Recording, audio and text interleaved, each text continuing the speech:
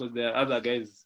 Level you coach either a school level or club level, international level. So I'm going to run through a few concepts that we look at the Bulls, and you know, and it's for us.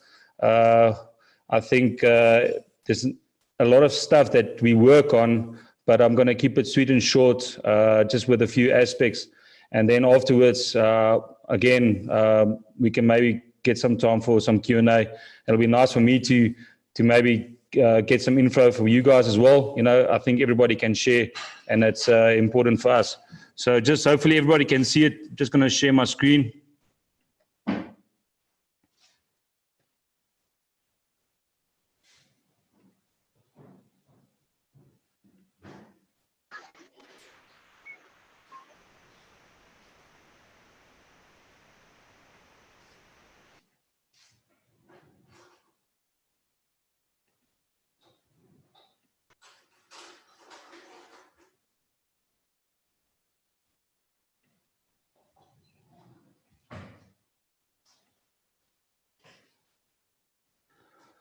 Hopefully everybody can see that. So just welcome to everybody. It's crazy times that we find ourselves in, and challenging times. But it's for me, it's a great honor and a privilege to chat to you guys about an aspect that's very near my heart, and it's my passion and it's my work.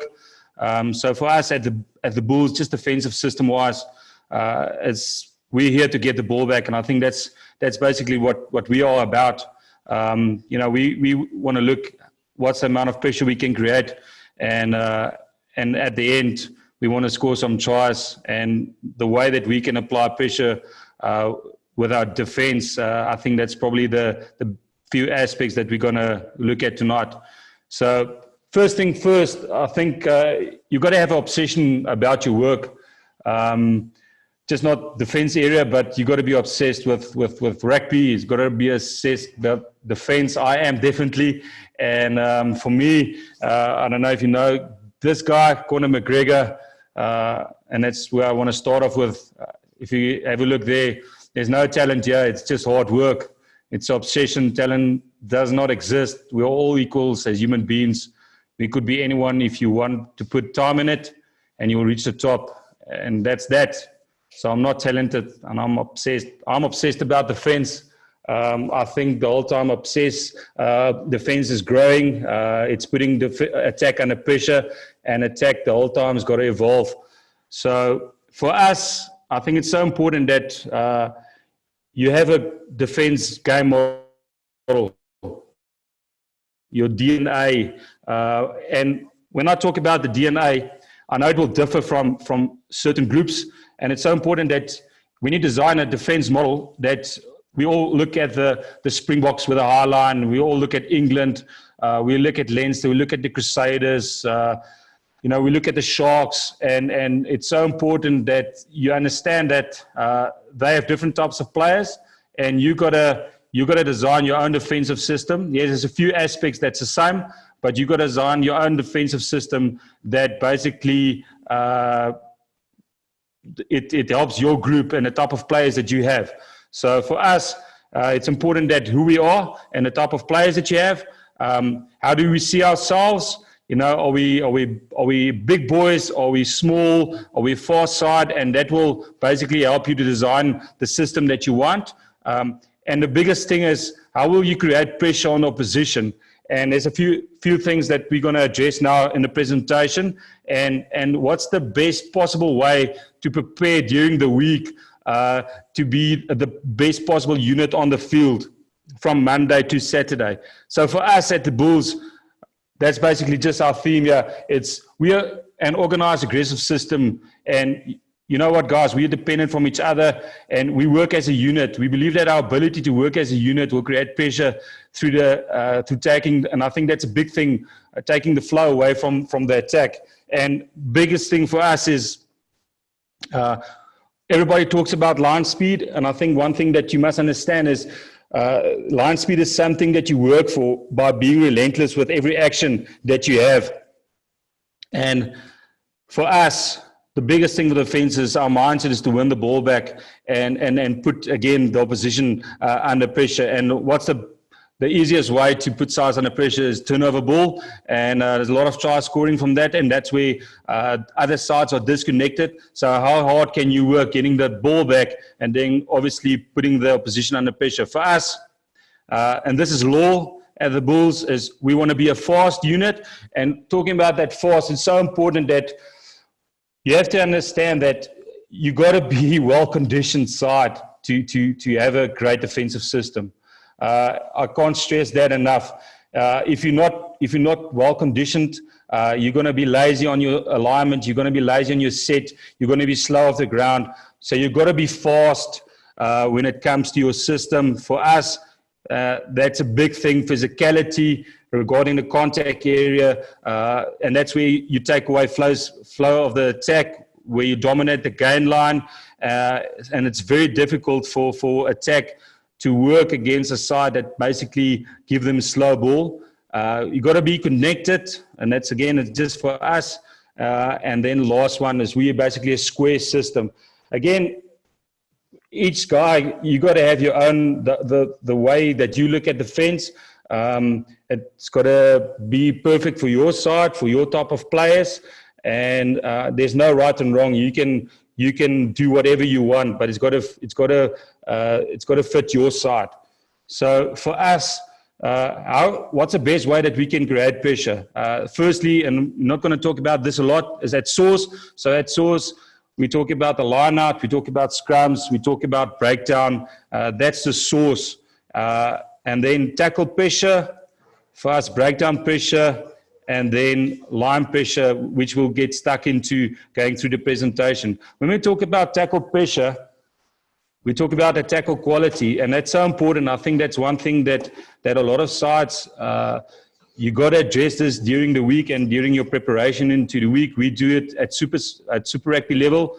And when you just have a look at this picture here, we work hard on getting a target. And that's basically where we look. We look at his hips, and normally that's where he carries the ball. For us, we believe the tackle is key to the system. Doesn't matter what system you have. If you don't make decent hits, you're gonna be under pressure. So it's just a few things that you can look at there. For us, we want to get as close as we possibly can to the ball carrier. We want to have our eyes on the ball, and let's target his hips, so then you can see the way that he moves. And biggest thing for us is we want to try and get as close as we can with a plant foot, and we want to get our shoulder contact on the head.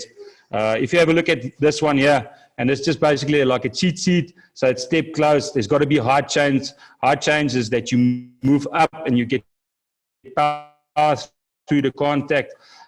Chin up. Chin up is basically just when your eyes drop to the ground, like the way that you, let's say in a gym, you're not going to, let's say, squat in a power position with your chin down. You won't have any power. That's why we work hard on getting our chin up. Why? I think the biggest thing is for us, we want to stop, if you have to look at that top one, we want to stop the attack on the gain line. Adjuster quality, big thing for us is the adjuster. We defend the ball. You can have different system where you can be body on body, or you can have decent spacing and defend the ball. Our system is we defend the ball, and that's where the adjuster is so important for us.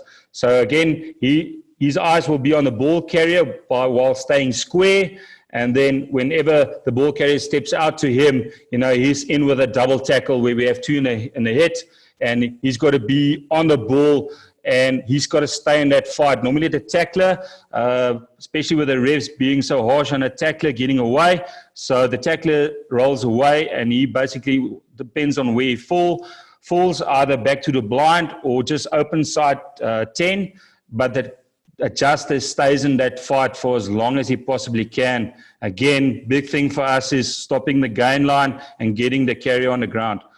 Breakdown pressure, and that's basically the heartbeat of any defense. Reason for that is we normally lose numbers in the breakdown, and then that struggles with your alignment and filling space, and then it's going to struggle. You're going to struggle to get up square. So for us, it's basically defense realignment. We just want two guys in a tackle. So the tackler, he's got to be the gain line, the carry on the ground.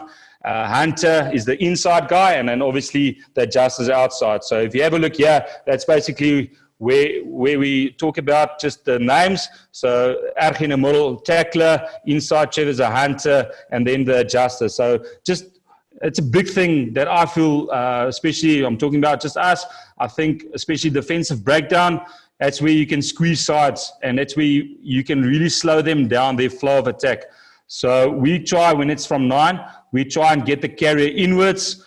Reason for that is then the fold won't be too many guys around the corner. You can have a folding policy with 2 or 1, doesn't matter, but we try and get the carrier inwards. And reason for that is it takes away basically the blind play, not enough space for them, or when they go outside and it's gain line for them, then it makes the folders normally late, and we struggle with our alignment on the same way side.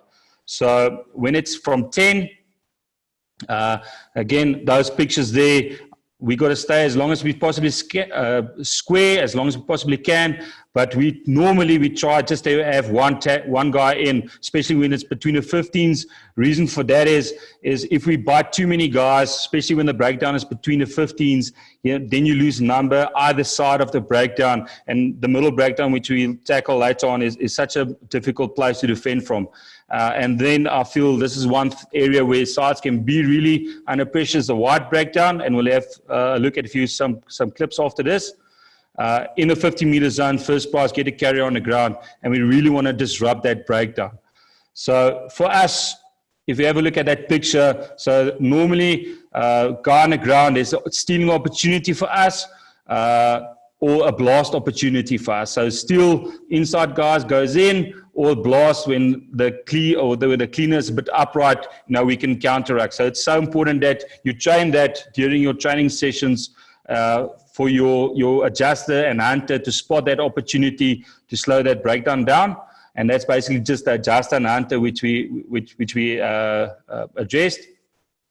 So for us, it's when the carrier is on the ground, the adjuster, does he spot the ball so he can go for it? And that hunt and blast, that's basically just our calling system. If it's a hunt, we can see the ball. So our 9 is behind, he's a plugger, and he bosses that breakdown and say, hunt, hunt, hunt. Or if he feels, geez, there's opportunity for us to blast that breakdown because the cleaning is a bit upright, then he's verbal and he's just basically say, we can blast. So it's important that you have alert calls going into your game. Shape from 9, as I said, we normally have to tackle in, and we try and get the guys around the corner so we fill the space.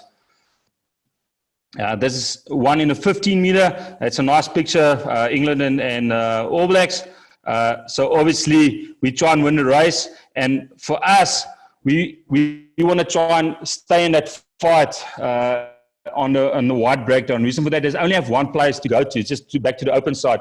So we keep on pumping in that wide breakdown, even if they won the ball. Reason for that is they will go off their feet, and when they reload to the blind, they will be slow. Because let's say, for instance, it's 14, he's with the carrier, he's off his feet, the cleaner is off his feet, and maybe another one. So that basically takes away the blind play. If that makes sense to you guys.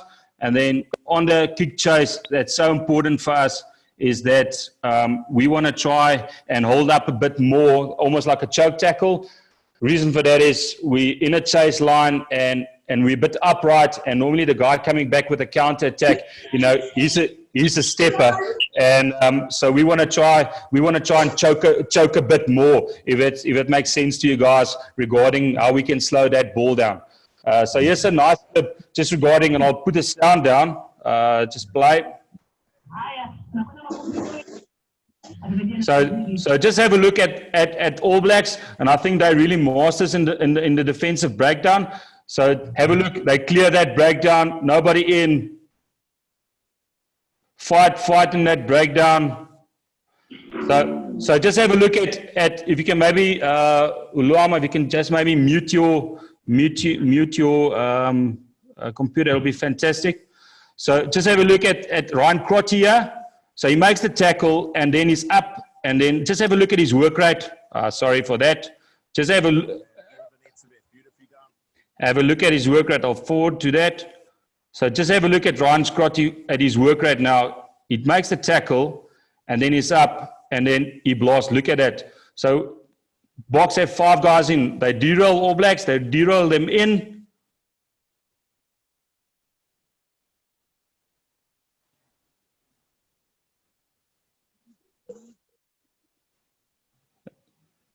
Same, and I want to show you this. It's where I'm going to pause it here.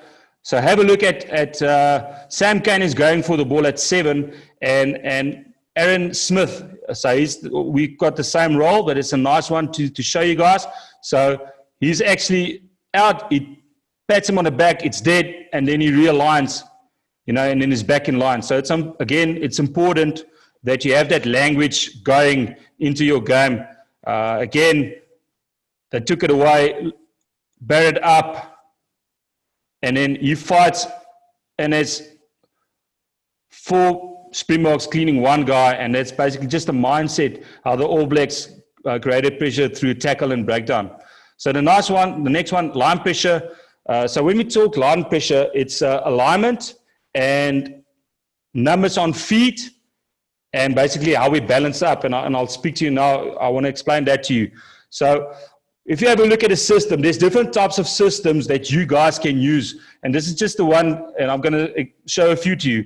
So if you have a look at the field, we basically have 9, that's a plugger, and 10 and 15, that's at the back. Reason for that, where we have 10 and 15 at the back, is we want our wings to be high with our defensive system to put the skill set under pressure. All right, and then 10 and 15, they close the kick space in behind. And when we balance up, here's a nice one. So we want the speedsters outside, and that's basically it's a nice, like a sprinter, Usain Bolt. So it's 12 and 13, that split it, wings and the loose forward. So speed outside, and then obviously guys, we want the big guys in the middle, and that's the guys dominating the gain line, making it slow, and the thing is, they don't have to work that fast, so they basically just work between the 15. So that's one system that you can use. Here's another system, system 2. That's basically normally you get this one from a set piece. It's basically just wings on strings, 9 at the back, 11 and 15, or 15 and 14. So that's again 2 guys in.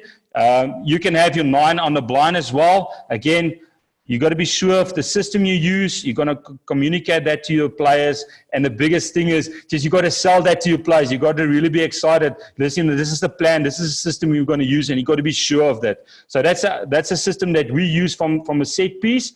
And you got to have a plan, again, in your 22, because the thing is for that is everybody is up, and how do you look being up, and who covers the kick space in behind? There's a lot of tries being scored with a kick pass, and it's such an important part of the game, kicking and defense together. But for us, it's basically we have 2 guys that we nominated, and they got to be good at their job. 6 and 8, they can go for every breakdown in the 22. Reason for that is we might rather concede the penalty. Not saying that we're a negative side, but most sides, they will contest the breakdowns when it comes to the 22. Reason for that is you have 14 guys in the front line. So being connected, and again, that comes with a line pressure. And that's a difficult spot that this blue guy is in, is we talk about attack and defense. It's connected. So the way that you defend, when you get a turnover, it's got to switch over to the attack, or attack, when you get a turnover, it's got to switch over to defense. So for us, let's say, for instance, the top picture here, that's your system, that's your attacking system, that how you look like. Because the thing is, again, we want turnover ball, and we want to get the ball back. But it's you on attack, you're going to concede a turnover as well. So for us, it's how disciplined can you be holding your attack system, and then when you concede a turnover, like for instance, again, you in your system, when we just talked about the tighties in the middle, your big guys, and the speedsters on the edge. So hopefully that can make a lot of sense. And it's important when you design your week is that there's a lot of turnover ball. You on the fence and you get a turnover, what's your turnover policy? Or you on attack and you get a turnover, what's your policy regarding being connected with your attack and defense? So hopefully that makes a lot of sense. So for us, bottom line is we want to get up square first, and on that first pass we want to jump. So on a jump, that's basically our line speed, and for us, that's basically the first thing. When 9 passes the ball, we want to get up and we want to stay square. So it's important that it comes to the alignment that we have. If we're too tight, we're going to go out square. If we're too wide, we're going to bite our shoulders in. So we want to try and be as aligned as possibly can so that we stay square on the first 2 passes. So for us, it's up. And then when the ball is in hand, we basically just have a check zone. Check zone is we're more balanced. We look at the ball. Reason for why we look at the ball is that if the guy on my inside gets beaten, I can adjust towards him. And if he passes again, then obviously it's my next trigger to go. So there's a front door and a back door option. And then it's another check zone for us. So for us, it's basically defend the ball, stay square, defend from your inside shoulder, and then stay balanced on the check zone, always connected with each other. So here's a nice clip just on that. Sorry for that. I just want to get the sound. So I just want to take it back. So on that first pass, we're up, getting them in, not conceding too many guys on the breakdown. Now we can go up again, check, and then when it's a long pass, we can just push through. And again, it's so easy for us. Just have a look. Because we want that line speed and we're so controlled, all the province guys, they have to work back now. And it's so difficult for them, then obviously to have a decent attack shape with multiple options to play from. So again, up, we check, and then we push through, and then, I mean, we basically have them in a stick. So that's just a nice clip when we present up square. So when we talk about flow of attack, most sides from the wide breakdown, they look like that. And when we aligned, you'll see now, we try, if you have a look here, just on the halfway line on your left-hand side, we try maybe sometimes, if you have guys that understand the system, they will push ahead a bit. Reason for that is I want them to get in the passing line of the receiver. So for instance, 10 gets the ball, he looks up and he sees there's already guys that basically close the door, and they will just stuck and carry it back in. So we go, so everybody on a jump, check, be alive, and then just push through when the second pass comes, and then again close that space, and then we try and make the hit. Normally we try and make the hit on the third pass because we defend the ball there. So here's a nice clip of Leinster up, just being alignment, and here's a nice one. Have a look again, same thing, decking. They don't lose too many guys between the 15s on that breakdown, so they can go up again, check, they connect it. Remember they started on their 10, Pressure on the wide breakdown, on a pass up, 2 guys in the tackle, tighties, they slow it down, then they can go again. 1 guy in, 3 guys, they win the number game the whole time. It's nice. And all they can do is basically give the ball back through a kick, and then your counter attack kicks in. So when we talk about wide ruck pressure, again, it depends on the side that you play against. Most sides look like this. We have to have 3 guys in, 1 guy behind, so there's a lot of options that I can play. So for us, when it comes to your pillar 10, 20, 30, 40, we try wide breakdown, we try and align on the outside shoulder. Reason for that is we try and punch them back in. And for us, it's so important. I think a lot of attack is going towards, if you have a look there in the middle, that's normally where your tighties is at, and they missed a jump, and we talk, don't lose the seam. So for us, it's when we're in on a jump, it's not just 10 to 50, the whole line has got to be on a jump. Otherwise, you disconnect it, and then you basically just create space for the attack to go to, or you create options for the attack to go to. So that's a check zone. So when we talk about this, it's just to go through so that I want everybody on the same level. Is what's 10 to 70s roll. They got to be up. So for us, 40, 50, 60, 70, they have to look up, and they've got to see exactly the shape coming. But when the ball is being passed, they just look at 10, because normally he gives the play away. If there's a lot of movement from him, then you can be alive for the backdoor option. So it's just having a look at cues that attack when normally that they gives away. For us, there's a lot of options there. So for us, getting up, stay connected, going through, and then just have a look at this one here. So we want 10. I tend to put a lot of heat on 9, especially if he's a running 9. And then if he gets beaten, he just stays square. Pillar 10 is normally on 9, and I guess that's the same with you guys as well. For us, 30, he's got a huge role. He's got to ID the top of hands coming. Either it's at the back or a forward. And then 40, 50, 60, they got to work hard getting the alignment. I mean, if they, let's say they just play from 10, if they're too tight, one pass is going to take maybe 4 or 5 defenders, then you're going to be under stress again on the outside. So for us, it's so important that these guys and these pillars, you put a lot of work into that in the week so they understand the system, and you give them a lot of different types of variations from attack so they get used to that. So for us, if you have a look at that, that's a lot of options they can play.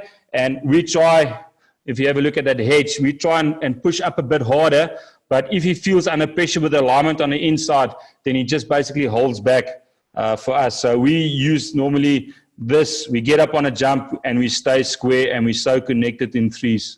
So yes, that one against the Hurricanes. So we're up. So I just want to take it back for you guys. Hopefully the connection is fine. So if you have a look at Jesse, he goes up and then he basically drops off. Corner was up. So that's a nice hit in, and now we align and now we can go again. So the whole time, and if you have a look at the Hurricanes, you know, there's no blind option for them to play because they're coming back. And because we actually were just connected and the whole time we worked in 3s, they kicked the ball back for us. So it's a nice picture, just being connected and staying up and moving up. Even if you're down in numbers, you can still move up forward. So middle ruck pressure, and I think this is probably the most difficult part to defend. Reason for that is you're underfold maybe, and you maybe just 5 or 6 guys, but normally you got to be 6 or 7, and then there's a few different cues that you got to look for and that you got to coach. So for us, it's basically again putting down your principles in a week, 10, 20, 30, 40, 50, what's their roles when it's play from 9, and what's their roles when it's a middle breakdown, because middle breakdown attack do differ from different sides. So if it's a running 9, if there's a shoulder ball, then 30's got to be in him. If there's a hammer line from the outside in, and normally sides use that in the 22, a wide line coming in, 40, 50's got to pick him up. So again, it's so important that you guys have a look at these options during the week when you coach your side. So for us, just that picture there, we got to be up regarding 10, 20's got to look at 9, and then 30, 40 has got to look up, and they got to spot what's happening in front of them and what's the options that they can play. So there's a shoulder ball coming, or first hands, or a hammer line, and for us, it's important that we ID that very quickly, and we got to be fast with our set. So if that breakdown is too quick, we're always going to be under pressure because the attack's going to basically run onto you.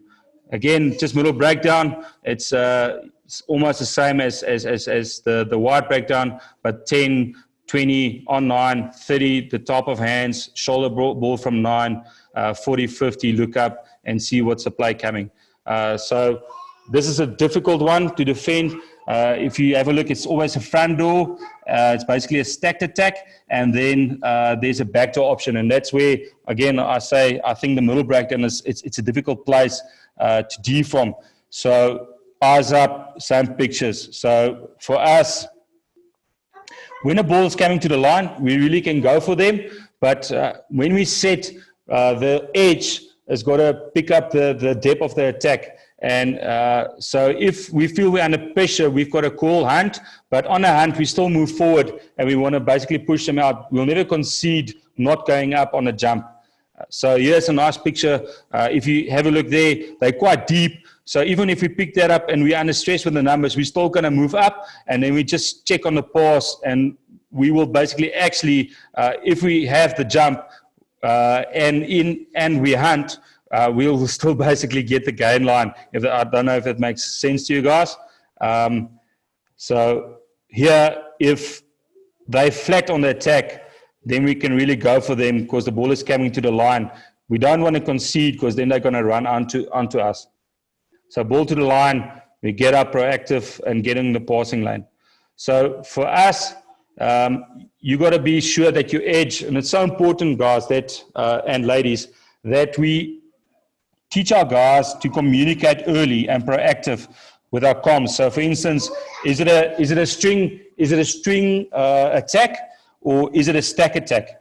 So we want to try the outside guys, the wing and the edge, which is speedsters. They've got to be proactive with their communication towards the inside and what they want. Is it a hunt, or can they go up, or who's on who regarding, is there a stack attack, so a front or back door option, and cutting off those multiple attacking lines. So for us, guys, and it's basically just to conclude, is the work rate. There's a lot of stuff that I went through, and maybe it's too fast, but the work rate, if you can just coach you guys this, that's number one for us. You got to be able to work your bums off getting in line, work your bums off when there's a line break, and be able to hold the guys out for 10 plus phases. If you're not well conditioned enough, and if you're not obsessed enough about your defense, you've got to be under pressure. And it's tough. It's tough being a great defensive side, but I promise you, if you have that and the guys work as a unit for each other, then I promise you, you're going to put sides under massive pressure. So here's just an interesting one, line break recovery.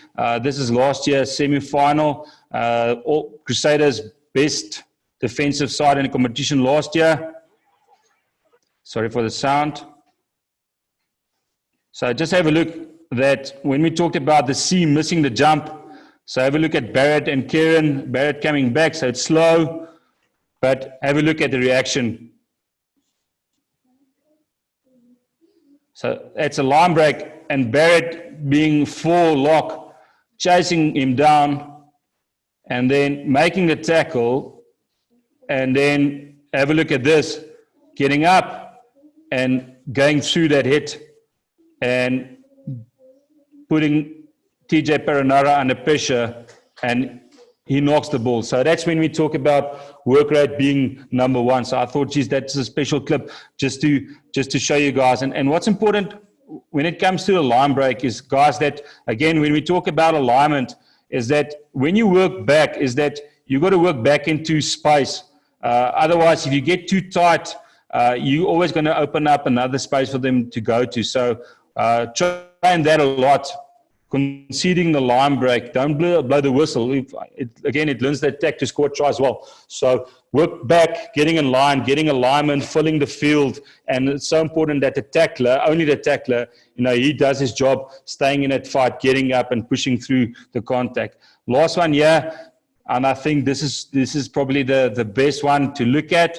And this is very close to our hearts. Sorry for the sound. So just have a look at, I'm going to play it once and then I'll bring it back again. So have a look at the box.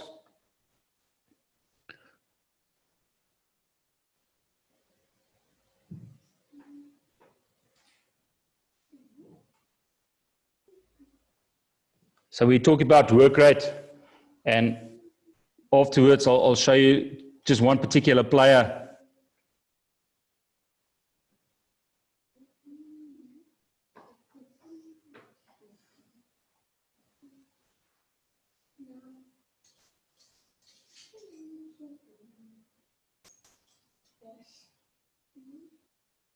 Turnover ball, and obviously, a bit of magic from Corby, rest is history. So I'm going to show it again to you guys. So just have a look at Stephen Kitsoff here. So just focus on Stephen now, 17, redhead, making the tackle, getting up, getting in line again.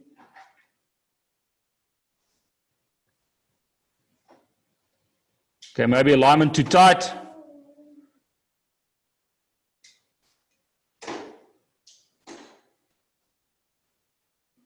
Have a look for where he worked from. If he didn't work that hard, then obviously that inside pass would have been on. You know, so just that, I would compliment that. So when you look at your games in the week, geez, I would compliment that, saying, listen here, my friend, obviously this is magic from Cheslin, but Stephen Kitsoff, you really worked your bum off and making that happen with just having a tremendous work rate. So I will compliment that. Doesn't matter what side you coach, I will compliment that a lot.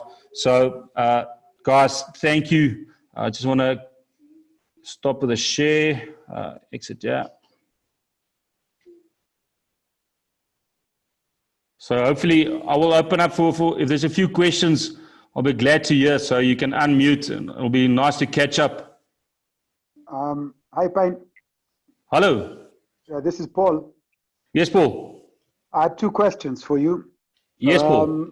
The first one is the teams are coached on defense to dominate. So you can dominate physically, you can dominate verbally, you can also dominate non-verbally. So what I found with players is they scream at the tops of their voices, and sometimes they're screaming absolute nonsense. Yes. But they've been coached to dominate that, to try and dominate verbally is one way to do it. You've put on your presentation that people need to keep calm. Is there a place for both that verbal domination as well as keeping calm? So that's my first question. My second question is, now playing a team like Argentina, who very powerful, a very low center of gravity. So chances are that when they step, when they are, when it's one-on-one, they may make a half break or a clean break. Or playing a team like Fiji, for example, who also have the same ability to beat people one-on-one. Would you advocate then, when you're still staying connected, should the tackler come up slightly ahead of the rest of the defense line? So that way it negates that. If there's a step and a half break, then you can get in either the catch up, the adjuster, or the hunter to come in, as you've called it. Yeah. Thank you. Yeah, pleasure. No, great questions. I think the first one is that it's always nice to hear the loud noises, but we work hard on being connected with our communication. So when we talk about connected with our communication, you want to hear who's 10, who's 20. You want to hear that edge talking about the shape coming, who's on a lead line. Is there a backdoor maybe option coming, or is it a string? Is there a tip option? So I would say when you talk about communication, rather that communication first, then your loud communication. So for us, it's 10, 20's got an ID. They've got to be clear, because if they don't say who they are, the other guys, will they know, are they 20 or are they 30? So that's being connected and being aligned. So hopefully that makes sense. And then 30, he's got to know he's 30, because our 30 takes up the line, so then he basically talks the jump coming. So I rather would say micro communication between each other is more important than the big one. I don't know, does it make sense to you? Then the last one for us is when we talk about guys stepping, it's a difficult thing, because the thing is you're going to have mismatches somewhere in the game, and again you got to try, and that's why I showed that one where you have your speedsters on outside and your big guys in the middle. But there's going to be times in a game that you maybe on a kick chase or on a turnover that you find your mismatches. And to answer your question there is that firstly comes connection, because if you've one-on-one, the guy being more powerful with his step, he's always going to beat him. But if you connect it, as you said, then you actually want him to come back. Reason for that is that if he comes back, the inside guys will clean him up. And when it comes to your alignment, you want to try and get a line on his outside shoulder. Reason for that is then we can be up square. If you on his inside, his pace will always beat you on your outside, if that makes sense to you. So rather being on a jump and bringing him back in. Okay, great question. Hello, Pine. I have a question. Yes, Teddy. How do you manage the space management between the hunter and the adjuster? Do you look at the player quality or the fitness of the player, or you base it on the strategy that you have if a team plays a lot of hammer or not? And my second question is, what are your thoughts on the new defense rules that are being tested in France, where two players cannot tackle one player? Because I heard you talking about body-to-body type of defense. Yes. How will that impact the tackle quality in the future? And Yeah, lastly, I think, what are your coaching points on the system of distribution? Like, for example, you showed us the All Blacks where Crotty is on one side of the field, and the number 12 is on the other side of the field. What are your coaching points on the front row, the distribution of the front row, the back rows, and the centers? Thank you. Okay, Teddy, so let me start from the last question. I'm going to work back to the first question. So just on the last one is that we try and balance up, and we want to try and get our centers on a split. So that means either what's easy for them, if it's a tackle from a first phase, then he works back, let's say 12 made a hit, and then he works back to the blind. Then we've got space on the outside. But the challenge is that if they're not in that first hit, let's say it's short line out, they were not in that hit, let's say the two loose forwards made a tackle, it's a 5-man line out, they're not in that hit, as how can you train your 12? So we normally have one guy, and that's our 12. That's quite an intelligent player that he spots that he's got to go over, and he reads the attack formation coming around the corner. So if he feels that he's happy with the fold, and if he feels that we're good on the same way, he works himself back to the blind if he wasn't in the hit. Then our loose forwards, we try and, again, same thing as I just mentioned, if they in the first tackle set piece wise, they try and get themselves out.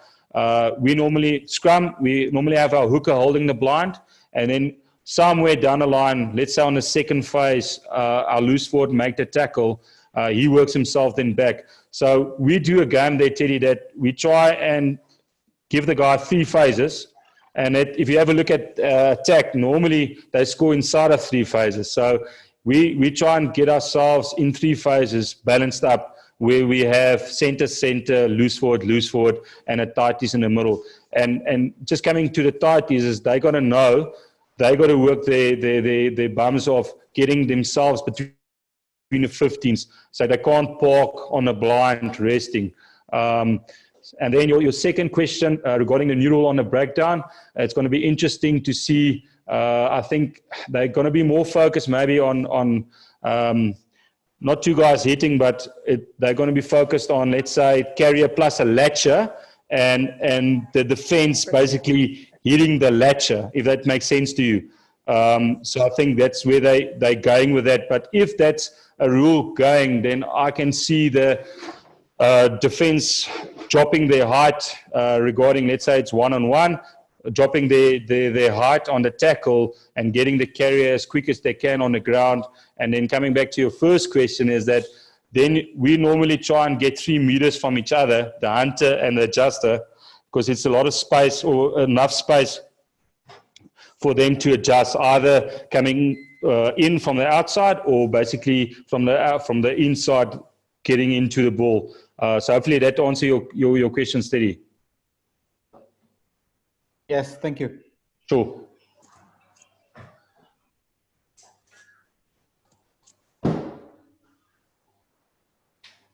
Is there maybe another few questions that we'll be glad to answer? Yeah, maybe. Hi, Pine. Hi. Yes, Dominic. I saw in the scenario you put in a middle rack. Yes. Yeah. With a line on one side and a stack on the other side. Yes. Yeah.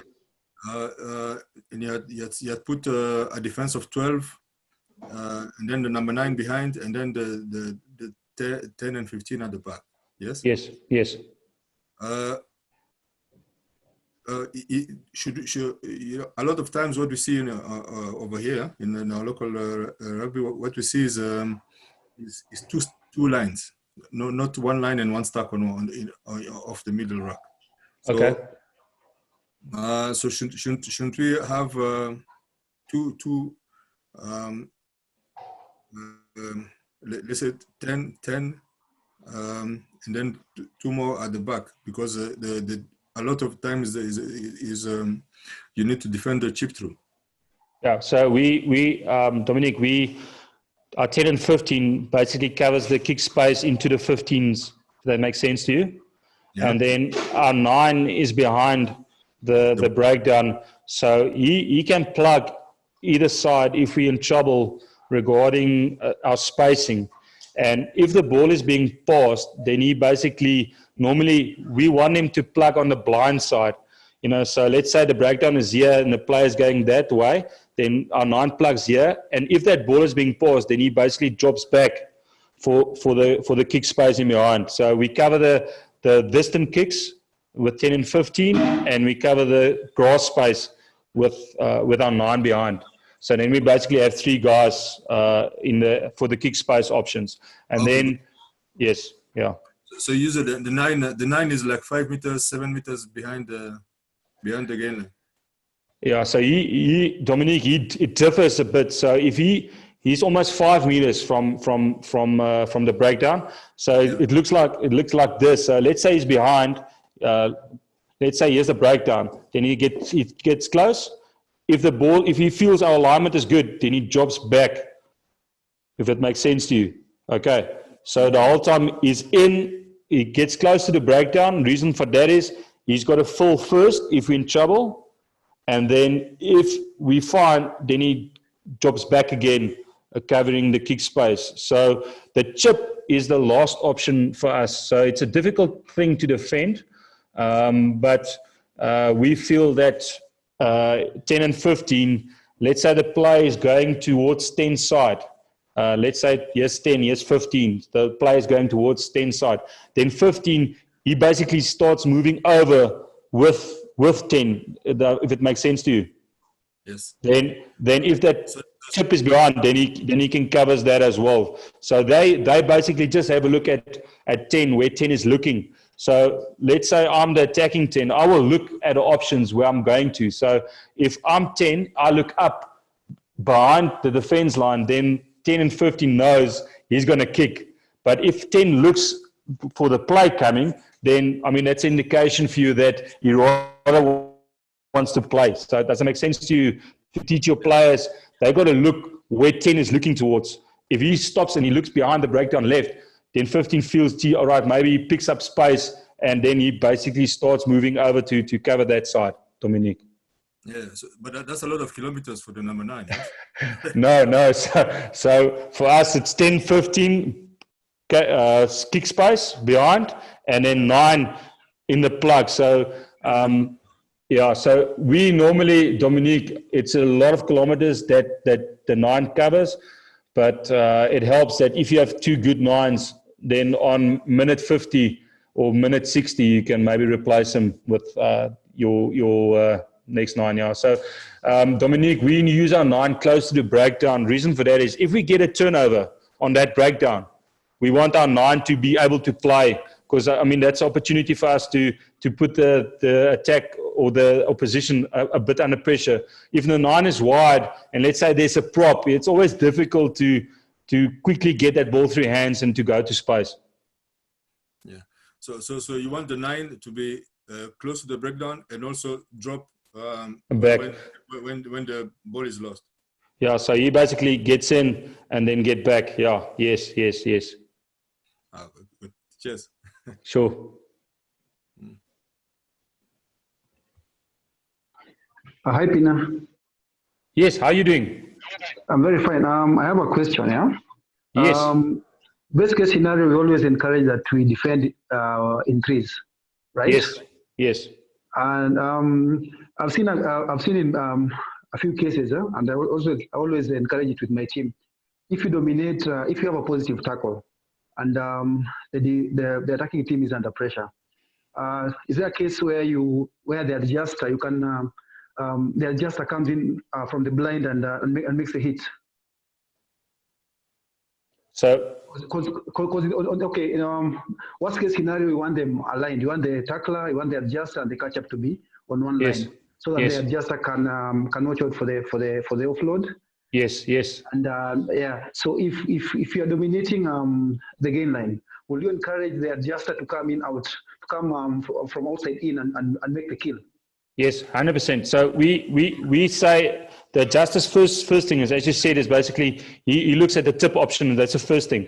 But if the carrier basically he tucks, then the adjuster, he's got to come in. So reason for that is we coach defending the ball. So I'm the adjuster or the guy on the outside of the tackler. I look at the ball carrier. If I see he tucks, I go in as well. So we try and we want to try and dominate the gain line, because it takes away the flow of the attack. Yeah, so no, that's spot on. Okay, and then on the middle rack again, yeah. If maybe the attack decides to go one side, so will you encourage the guys on the other half to step in and close in from outside in? Sorry, on the middle breakdown? Yes, I'm saying on the middle rack. If the attack decides to go one side, so yes. the guys who are defending the other half, do you encourage them to move sideways, or do you encourage them to step up and closing the gap to avoid the guys from passing to the other side? Stepping back here. So we want both sides alive. And on that is, we want our negative 10. It's so important that if the middle breakdown is here and a negative 10 players going that way, our negative 10, we worked hard on bouncing around, not over, but basically under, and then filling the far side 10. So far side 10 is here, and then negative 10 here. So he works behind the breakdown, closing up on the far side 10. And that's basically for the steppers coming back, or maybe an inside pass. Yeah. So we work hard on our negative 10, not standing still. And when the player's coming, he's got to move. And the guys, negative 20 and 30, they got to be up and alive. Because let's say 10 gets the ball, he stops, and he passes that side, then they can make the read. Does it make sense to you? Yeah, it does. It does. Sure. Okay, and then lastly, I've seen you've encouraged that when you are defending our red zone, you want your number 8 and number 6 to hunt for the ball. Yes. Instead of just allowing them to attack till they. So I think that's a very that's one thing that I've picked from this conversation, that when you're defending your red zone, try as much as possible and fight the ball. Is that right? So just the connection is a bit bad. Just repeat it again. Sorry, I'm saying when you are defending our red zone, yes. Since we are almost 14, we are 14 up. Frontline, so yes. You encourage that, so we have two fetchers trying to go for the ball whenever we have an opportunity. Yeah. So you know what? Because the thing is, maybe you're going to lose numbers in that breakdown. You maybe going to have 2 or maybe 3, but we just feel that because we so many numbers in the front line, and we're going to go up for you. We're not going to stand still, or we're not going to let you pass. We basically said 6 and 8. That's good stealers. Let's say, for instance, you have Dwayne Vermeulen and you have, let's say, for instance, the hooker. That's a good stealer. Geez, you gotta tell them, listen, you can have at every breakdown, you can have a go for it. Because the thing is, if they quality spread, it's going to be 6 having a bite here, 8 is going to wait here, and they play from 9, he's going to go. 6 is up on his feet and he's going to go around, he's going to have a bite there. So your possibility to get a turnover is much better but you lacking maybe in numbers in a breakdown, but you can feel comfortable with, because the thing is you've got numbers in the front line. Does it make sense to you? Yes, it does. Sure. Okay, thank you. Okay.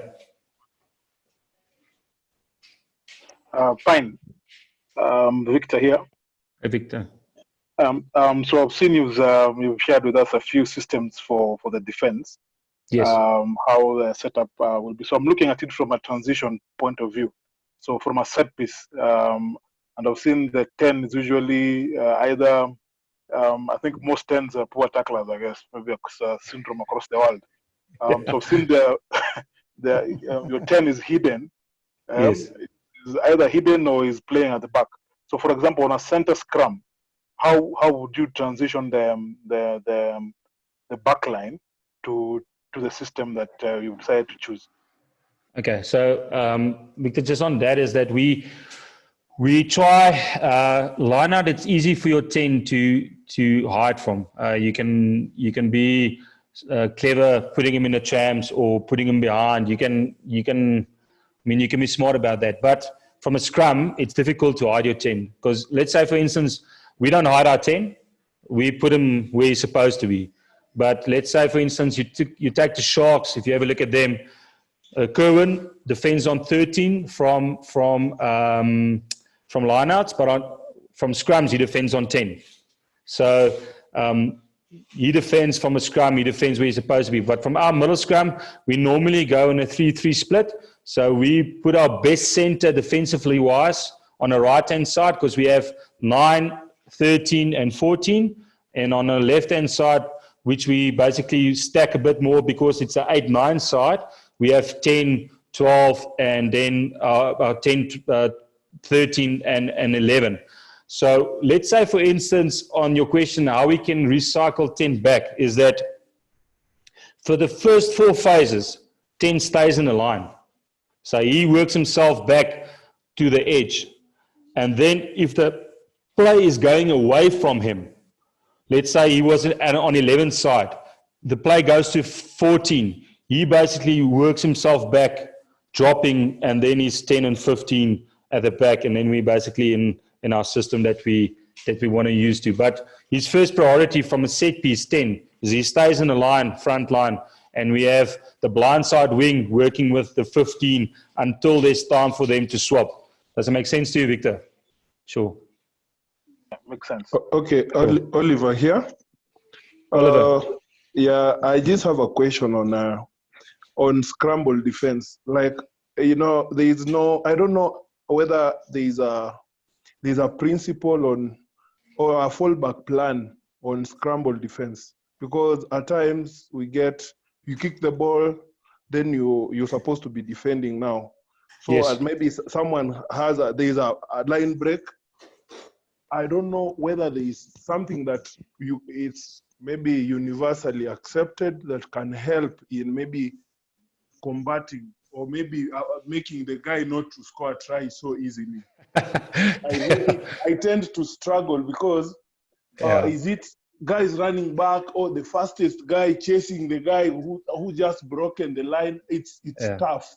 I'm just asking whether there is something that maybe some 2 rules that the best way to cut down on scramble defense. Yeah, Oliver, do you know what? I think the best thing to do is you guys got to work their bums off getting back. So that's the first thing, is that how hard can you work, and it's turn and sprint back to basically get into a position again.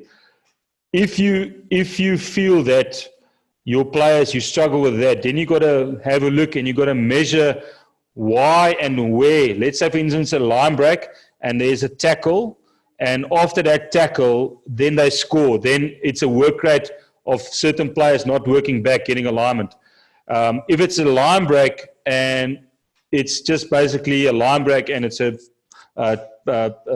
pass try, then obviously they basically outclassed you, and it happens as well. So I feel, to answer your thing, is if you have a line break and it's a line break try, there's not a lot that you can do about that.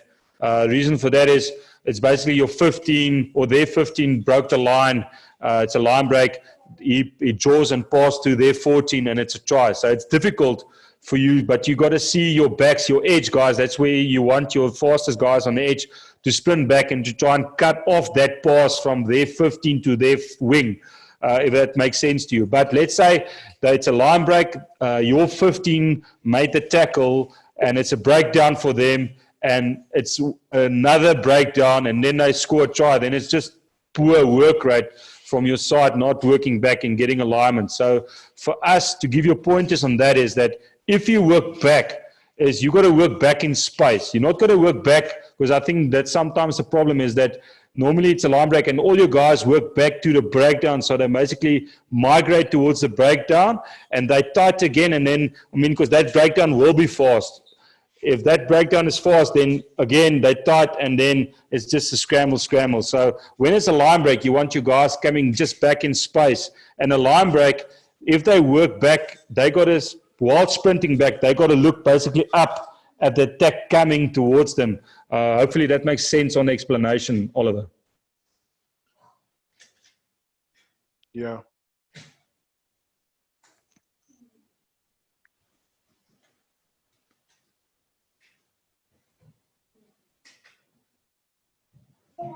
How are you? Hello. Hi, how are you? Hi, this is Teddy again. Yes, Teddy. Having covered the 3 player resources, the physical aspect of the game on defense, where you're talking about being fast, Yes. and being connected, the Yes. technical side of defense, where you have the hammer adjuster, the strategical side of defense, where you have either winning the space or activity on the breakdown or not committing the numbers of the breakdown. Yes. Yes. I haven't heard you talking about the mental resource of the player, and what are your key coaching points on this player resource or the capacity of the player in defense? Okay, Teddy, just on that is, I feel the thing is you gotta, they're gonna understand when to go for the breakdown and when to not. So that means the first thing is, it comes to the tackle quality, and they got to see that if the attack dominates the gain line, it's going to be difficult for you to be effective on that breakdown. If the tackler dominates the gain line, then it will be easier for you, for your hunter and adjuster, to see opportunity to go for that. But your mindset has to be, Teddy, that you have to have 2 guys in that tackle, and that's how you're going to slow them down.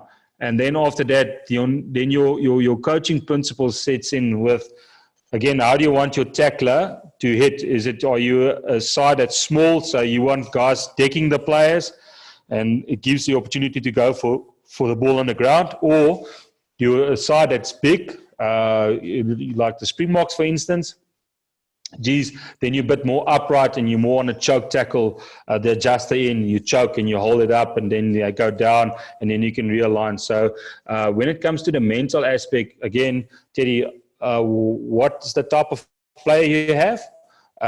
And is there certain players that you feel, geez, that number, let's say, for instance, that number 3 of yours, he commits or he gets penalized, let's say 3 or 4 times a game for not rolling or for being in the breakdown. Then obviously you can't make a decision. Then you tell him, listen here, mate, there's no way that you can go for the breakdown. So you got to work with the type of players you have, and then if you work with them a lot, you will always know, geez, this player, he makes a good read on a breakdown, so you work with him on that. Yeah, you got to upskill all your players, but mentally wise, I think that they got to understand what's the role of the adjuster, what's the role of the tackler, and what's the role of the hunter, and where do they go when the tackle is being made, and where do they go after the tackle has been made. Thank you. Sure.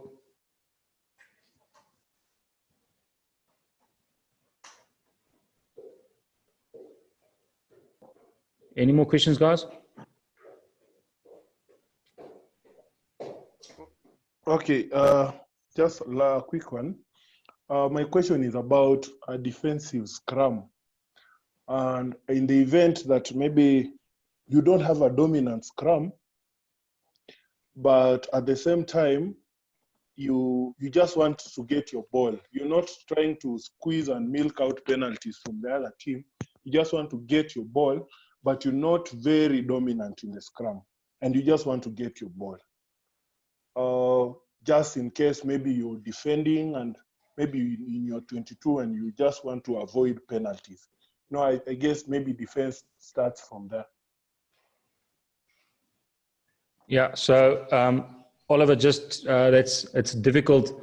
If you have a look again, I don't know the level that you coach at, but normally for us, let's say there's 10 scrums a game, 7 of those scrums will either side will go for the penalty.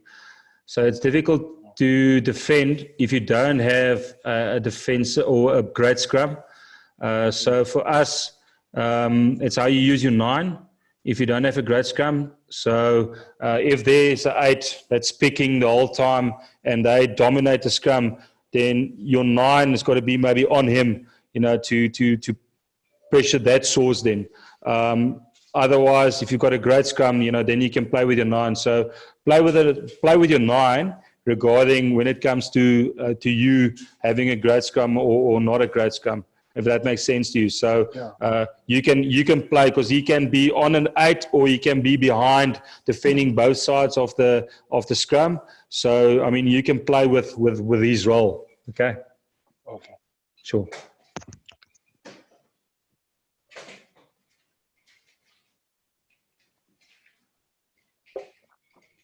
Hello. Eddie. Quick question again. Sorry for asking many questions. Please, I enjoy it. What are your key points on defensive mixture on a reduced line out? Let's say you have a 5-man line out and your placement of forwards, either in the 22 meters, are they different in the 30 to 40 meters, and also different in your scoring goal line? Yes. Teddy, on that is, I think the biggest thing is how do your contesting system looks like. If you have, let's say, great jumpers, then start at the line out to attack that source. I mean, if you can maybe give them just a front ball or a tap ball, or you can get the ball back. So again, on that first one, we create pressure, start at the source. So for us, we go into different games with different type of contesting systems, but certain roles stays the same. For instance, the guy that defends in the tramps, he's the same guy most of the time, and the guy defending at the back of the lineout, the tail gunner, he's most of the time the same guy. But we differ from, let's say, for instance, 5-man lineout, as you mentioned. Let's say it's just a straight 5-man lineout. Then we normally hide our 10 a bit, so we go 10 loose forwards, 12, 13, and the rest of the backs out.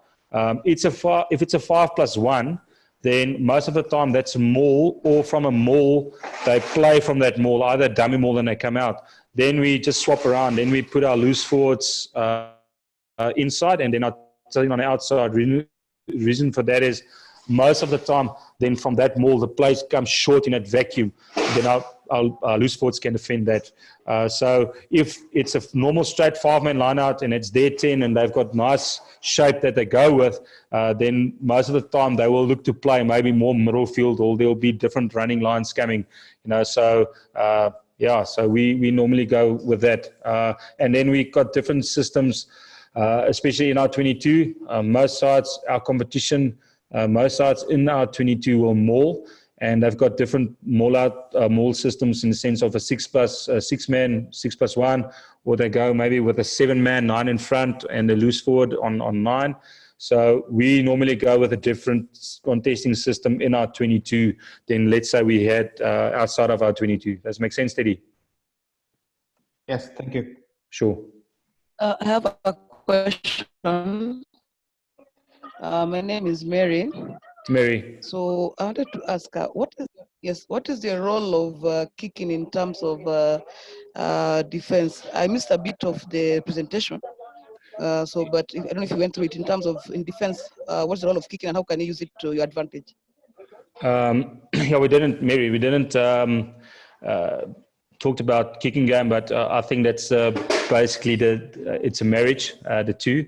So the way that sides currently kick and the way that we kick, it's basically having the ball, and then we want to try and create pressure with the way we kick. And the way that we create pressure with how we kick is the defense line coming up with the kick, if it makes sense. So normally depends on, again, the type of players you have and the type of side and players you coach.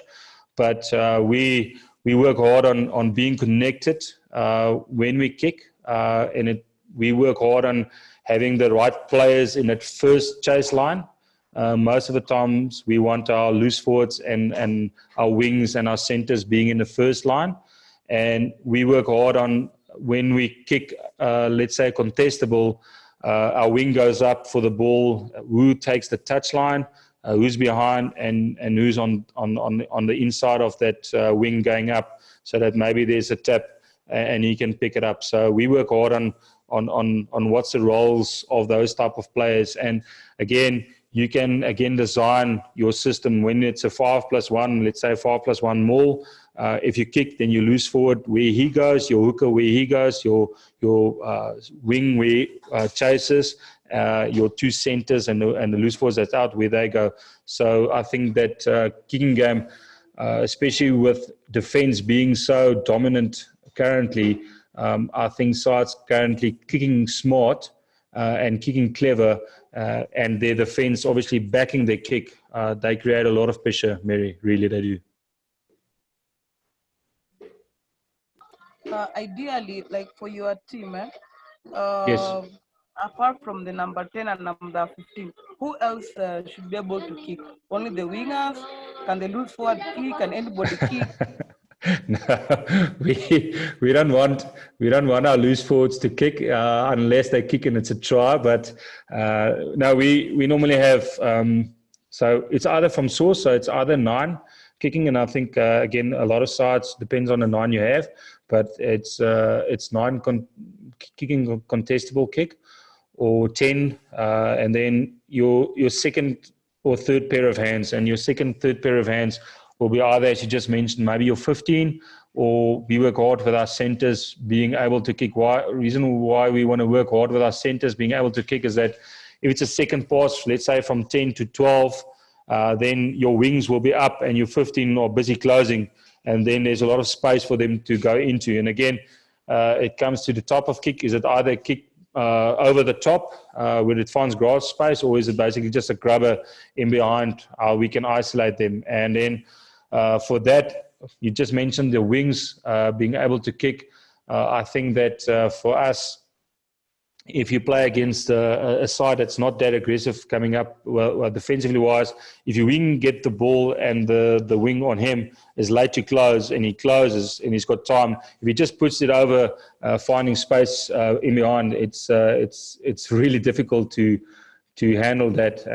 And I think if you have a look, well, the Springboks, it's probably the way they won the World Cup, having those two items on the menu, so well oiled. And then England, I think that's probably another international side that the kicking game and defensive setup is great. And I think that's one thing that France actually did better in the Six Nations. They definitely ramped up their kicking game. So yeah. Good evening, Pine. Yes. Yeah, my name is Charles. Yeah. Hi, Charles. Okay. Thanks very much for your time. I just had 2 quick questions. The first one is around your number 9. I believe he has a key role in defense. Yes. So how do you adjust in case he's the one who makes the tackle and is out of play for 2 to 3 phases? And then the second question is, you have your systems, and when you're training your systems in the sessions, do you break it down and bring in players individually or as units to train the specific role within that defense system? Yeah, I think the first one is our 9. If he's in a tackle, then hopefully he will be just for one phase. So we don't want him to be there for 2 phases.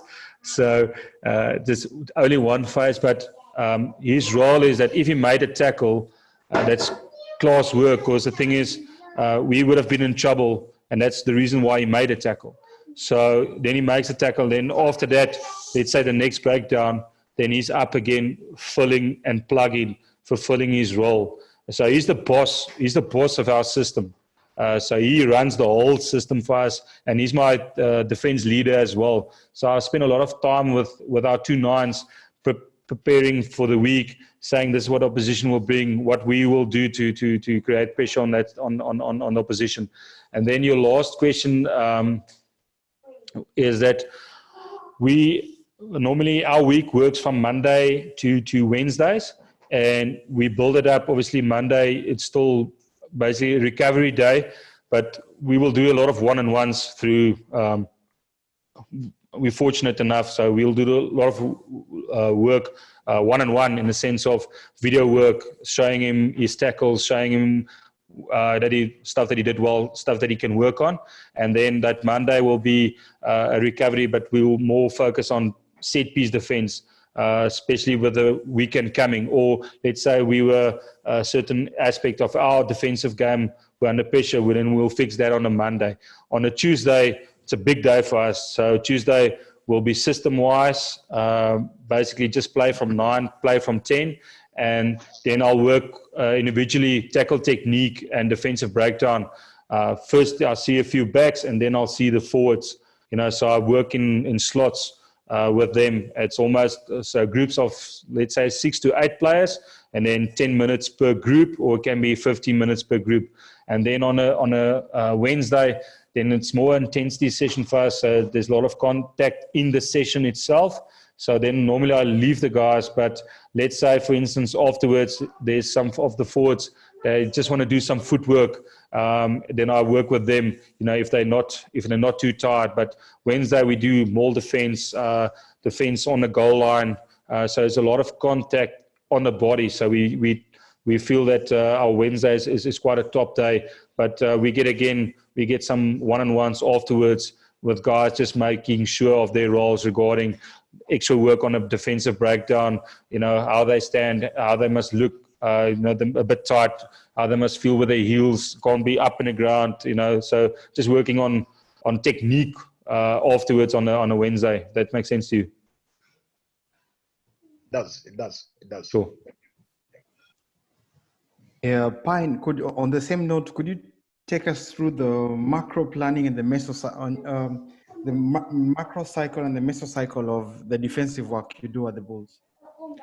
Yeah, Teddy. So let's start on preparing for the game. So we normally have, let's say, for instance, we play next week. We play aside. Let's say we play the Stormers. So we work a week ahead regarding our management planning and our coaching planning. So on an off day, so I just mentioned that we train Monday, Tuesday, Wednesdays. On our off day, the Thursday, we'll look ahead as management for the coaching staff for the week ahead, and then we'll do our coaching plan regarding the opposition. And then that Monday, obviously in the game, on a Sunday, I will review our game, and then I'll send out some individual stuff to our players the Sunday, just regarding their tackles. And then on a Monday, we'll have a review. So then I'll get stuck in not too many, let's say 3 or 4 clips regarding the review. And then I will sit down with each player that Monday. Either I meet him in the gym, so it'll be not an official thing, but I'll catch him somewhere on a day. So he goes through his tackles and defensive breakdown work. And then I'll start working Monday, as I just mentioned, just individual-wise regarding the plan that, let's say, we're now in the Stormers week. So we'll say, listen, they do a lot of 6+1 man lineouts. This is how we're going to defend that. So that's on a Monday afternoon, and then Tuesday I will sit down with the backs and the forwards separately after training on a Tuesday, and I will say, listen here, this is the starters that they will bring, Stormers. This is what they do from lineouts. This is what they do from a scrum. Let's say forwards wise, it's a bit, there's a lot of pick and go, so we'll go through that. Or there's a side, Stormers, they play a lot of hit up and blind. Then I see the two groups separately. And then on a Wednesday, then I will sit down, Teddy, then I will sit down with the whole group and say, well, this is the heartbeat of the Stormers. This is what they do well. This is the DNA. So how will we go about and apply pressure on them, and how will we squeeze them? Then we'll go onto the field before our training session. Then we've got a walkthrough. So that walkthrough on a Wednesday will be their starters. So let's say there's 5 starters that I feel it's going to put us under pressure. Then I just want them to walk through it, make sure everybody's clear on who stays blind, who folds, or let's say, for instance, there's a phase play that I feel we're going to struggle with. I'm going to implement that on the walkthrough the Wednesday. Then we go into that big intensity session I just mentioned. Then we try and replicate what we just did in the walkthrough, try and get that going into the session. And then, Teddy, what I do is I send for each guy, he's got basically his defensive review. So he does that on a Sunday. So we're fortunate enough, so we have a system where we put our whole game on huddle, and which is a thing with sports code. So he goes and he looks at his game on a Sunday. And he comes on a Monday, he tells me, listen, this is what I thought, this is my review, this is how my body height looked like, this is how my post-tackle pressure looked like. So, yeah, I think that's basically our week in short. Okay, great. Sure. Thank you. Okay, Teddy. On your own personal level, do you begin with defense at the beginning of the season? Like I know in France, most coaches start their macro cycles with defense just to gauge the mental capacity of the player and of the players of the group, and try to use it as a team building tool. So, would it be the same at the Bulls or not? No, Teddy, or do you put defense in after the first block or the second block of your planning? No, so we focus a lot on the macro block, like the French, let's say with the preseason. We focus on the individual first, so that means fundamentals regarding speed, regarding strength, and the fundamentals regarding skills aspect. So that means, Teddy, out of C players, let's say 6 per group, and that's in the preseason.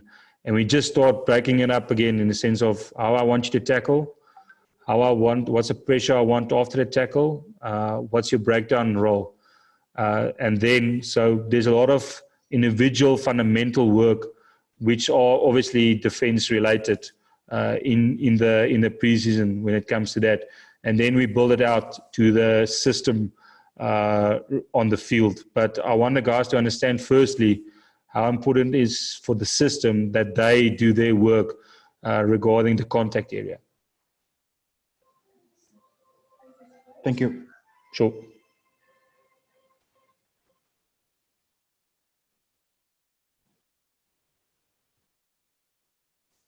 One last question, guys. The last one.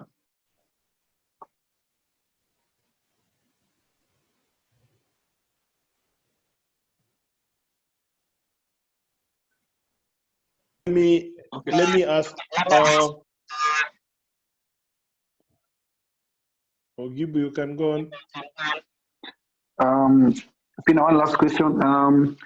Of an attacking kick, if maybe you're attacking from your red zone, and once you kick for touch and you don't find touch, what shape do you is there a specific shape that you normally apply, or just go because you want your loose forwards on the outside, and then you want your tight, your heavies on the inside, or the middle of the pitch. So how do you coach that? Yeah. Just on that is that you want to get rid of that 10 for not kicking out. I'm joking. No, we gotta normally, the way that we want to see our default defense. So Yeah. let's say we kick to the touch to our left hand side. Yes. Off Then a we scrum. want our, yes, from a scrum. Yes. You just spoke about a penalty. No. It's an attacking scrum. Okay. And then you just kick for touch. The ball doesn't find touch. Okay. So we are Okay. in trouble. So we need to have a defensive shape. Yes. So we on that, on the first line, we will have 11. Let's say you go to the open side.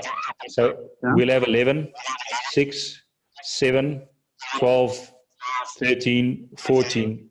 Our 8 basically, because he's a bit late, but he's going to get in that front line.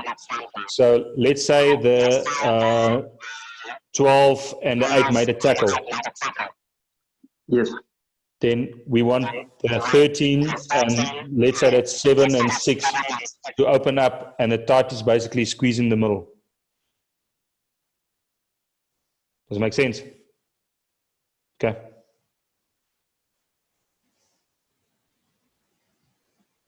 Okay. My last question would be just Yes, about how do people manage losses and wins? Because it's so mental that you lose this week, next weekend you lose again, and you're like, oh, I just need to give up or something. Oh, about no, winning. please. Then about winning, you keep winning. Maybe the whole season you've won like 99% of the matches. Then maybe the one that you really need to win, maybe you lose. What lose that one mentally? Yeah, on the coaching perspective. Yeah, I think, Oliver, that's where you got to stand tall, and you got to make sure that remember that you don't coach results. You coach a process. So you coach players to get better, and they got to believe in that system. And I think, firstly, is you got to believe in that system. So it doesn't help that you determine you being a good coach or a great coach just on the results. You're gonna be Depra, my friend. So you got to make sure that you chase the system and the process, because the thing is, you can have a great season and you can lose in the final. So was it a bad season or a great season? Or you can lose 50 or win 50% of your games, but the way the team you have, where they started, and the team that you finish with is much better players, and that's why you coach. You obviously the higher you coach, you're gonna get fired if you lose. But if you just have a look at the result the whole time, it's gonna take your focus away. So every week in and week out, you got to make sure that you present a great plan, and you are really there to make a difference, getting that player better. And again, remember, he spends him or she spends maybe more time with you than maybe at home. So you've got an amazing job just having an influence in that player's life. So I think that's the biggest thing for us as coaches is having an influence in that players, making them better players, making them better people. So I think you got to look at that instead of just looking at the results the whole time. Thank you. Sure. Okay.